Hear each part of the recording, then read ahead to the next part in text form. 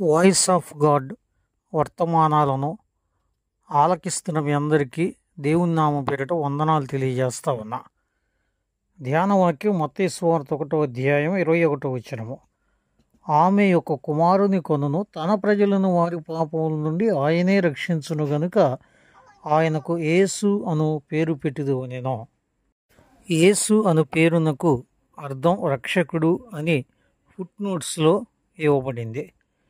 అవును, ప్రజలను వారి పాపాలను విడిపించడానికి వచ్చినటువంటి రక్షకుడు ఆయన. పాపం అంటే ఆజ్ఞాతిక్రమం, ఫలితం నిత్య మరణం. దేవుని మాటను విని మీరి నిత్య మరణాన్ని యావత్తు మానవాళి ఆదాము ద్వారా పొందుకోవటం జరిగింది.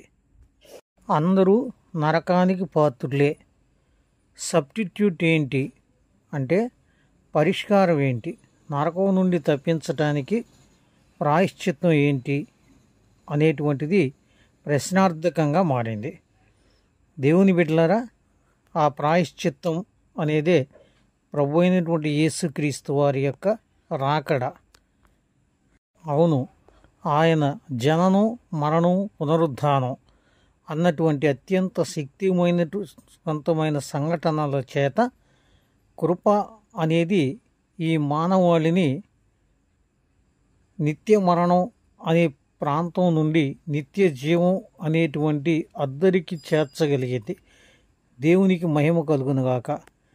ఆ సంతోషాన్ని మనకిచ్చినటువంటి క్రీస్తుని ఆరాధించటమే క్రిస్మస్.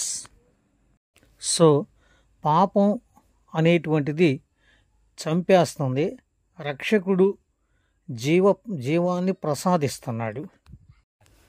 యెషయా గ్రంథం 59వ అధ్యాయం 1వ వచనం ప్రకారంగా, రక్షింపనేరకుండునట్లు యెహోవా హస్తం కురుచు కాలేదు, మీ దోషములు మీకును మీ దేవునికిని అడ్డముగా వచ్చును అని వ్రాయబడింది. అవును, దోషం అనేటువంటిది అడ్డుగోడ దేవునికి మనకి మధ్యలో నిలబడిపోయింది. ఈ పాపపు గోడ అనేటువంటిది చాలా బలమైనటువంటిది.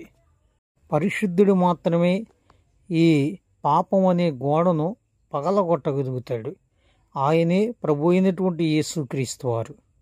పొట్టి జక్కయ్య జీవితంలో తనకు దేవునికి మధ్య ఉన్నటువంటి పాపం అనేటువంటి గోడను పగలగొట్టింది యేసుక్రీస్తు వారే. పాపాత్మురాలైన స్త్రీని సమాధానంతో నింపటానికి పాప క్షమాపణను అందించి పాపపు గోడను పగలగొట్టి రక్షణ ద్వారంగా మార్చింది యేసుక్రీస్తు వారే. అందుకే రండి మన వివాదము తీర్చుకుందాము అని లేఖనం చెప్తా ఉంది.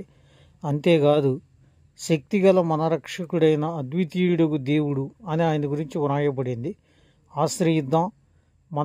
మనకి దేవునికి మధ్య ఉన్న ఏ పాపం అనే గోడ ఉందో అది ఎంత బలమైందో, ఎంత ఎత్తుకుందో తెలియదు, కానీ దాన్ని పగలగొట్టే రక్షకుడు లోకంలోనికి వచ్చి 2000 సంవత్సరాలు దాటిపోయింది. ఆయన దగ్గరికి వెళ్దాం. అడిగినోడికే క్షమాపణ, ఆశ్రయించిన వాడికే నిత్య జీవ ప్రసాదం పొందుకుందాం, దైవ దీవెనలు పొందుదాం. దేవుడి మాటలు ఆశీర్వదించును గాక. God bless you all. Thank you.